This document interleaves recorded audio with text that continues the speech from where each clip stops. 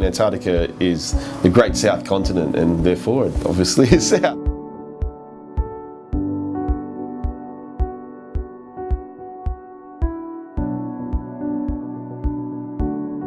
Generally the most affordable option as well is leaving from Ushuaia, just because of its close proximity. It's only about 900 kilometres from the Antarctic Peninsula. Punta Arenas is also an option where some cruises depart from, but mainly the fly cruise options. So if you're going to fly down over the Drake Passage and avoid the rough weather and pick up a ship down there, Punta Arenas is generally the point you go from. We're also really proud to be the only guys operating a ship out of Hobart in Australia. I mean, the journey down from Hobart is a bit more windy and woollier.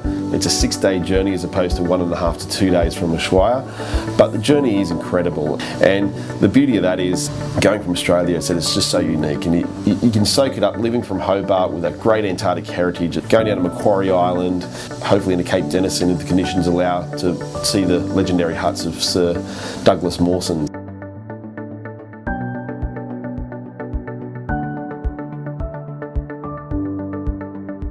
I like the kind of otherness of it. It's very otherworldly, very astral. Given that we cannot yet fly into outer space, this is the closest I think we get.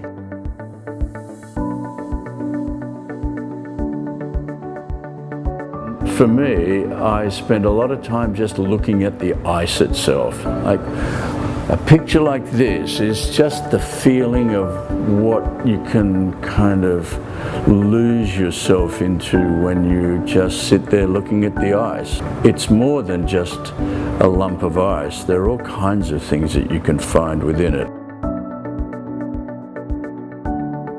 Amazing wildlife. I always say you can go to Kruger National Park and you may not see a leopard, but in Antarctica we can guarantee that you'll see lots of penguins. But there's more to Antarctica than just penguins, whales, lots of bird life as well, seals. If you are interested in wildlife, it's definitely an amazing destination to go to.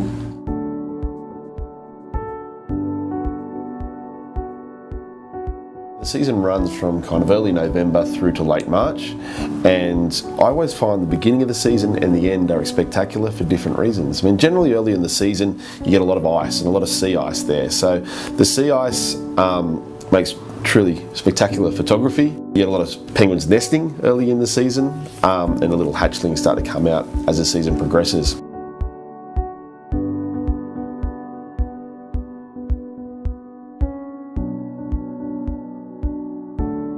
So many itineraries out there to choose, and it just depends on you and on your budget. And the beauty about here at Chimu, we offer a huge range of ships and a huge range of itineraries. So I always say to people, don't be overwhelmed. I think the best thing to do is to give us a call. So have a look at the website, you say you want to go to Antarctica, yeah, give us a call though, and let us talk you through the options, because it all depends on your budget and your time and everything. There's a huge range of ships available, lots of different categories of accommodation as well. I think that whatever ship you decide to go on, the experience will be the same. It just comes down to what level of comfort you want. Obviously there's lots of different optional activities that you can do as well. Some ships offer camping, kayaking, some ships have photographers on board, so if you're a keen photographer, I would probably recommend that you go on one of those ships to maximise your experience. But yeah, I mean, that's the great thing about working with Chimu. We work with lots of different vessels and we can help recommend the ship that's best suited to you. I loved the Antarctic Peninsula. I loved South Georgia. For me, the Chimu trip just ticked all the boxes. It had Shackleton, it had animals, it was a beautiful setting, great group of people, great boat. You just got to do it. It's just the most amazing place. Its closest probably going, I'd say, into space, because it's just otherworldly. If you're thinking about coming down here, don't think, just come. Don't think about it, just do it. Every voyage I go on, I like to get ashore with the expedition crew before the passengers arrive, especially on the very first landing. And something that always gets me every time, I love to be ashore when I see people's first reaction to landing ashore, because there's always a mix of people on every trip. I mean, some people are on board this trip because they've always dreamed of it.